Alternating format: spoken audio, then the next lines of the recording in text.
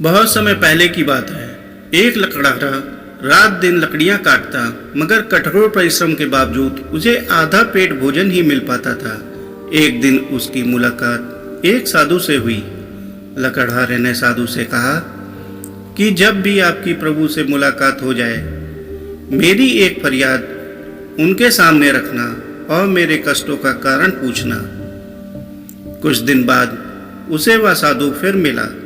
लकड़हारे ने उसे अपनी फरियाद की याद दिलाई तो साधु ने कहा कि प्रभु ने बताया है कि लकड़हारे की आयु 60 वर्ष है और उसके भाग्य में पूरे जीवन के लिए सिर्फ 5 बोरी अनाज है। इसलिए प्रभु उसे थोड़ा अनाज ही देते हैं ताकि वह 60 वर्ष तक जीवित रह सके।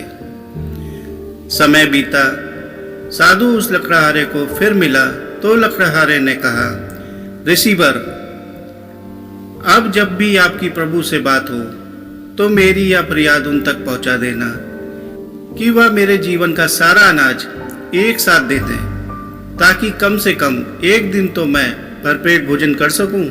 अगले दिन साधु ने कुछ ऐसा किया कि लकड़हारे के घर ढेर सारा अनाज पहुंच गया।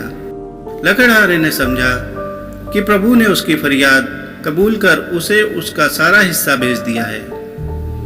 उसने बिना कल की चिंता किए सारे अनाज का भोजन बनाकर फकीरों और भूखों को खिला दिया और खुद भी भरपेट खाया। लेकिन अगली सुबह उठने पर उसने देखा कि उतना ही अनाज उसके घर फिर पहुंच गया है।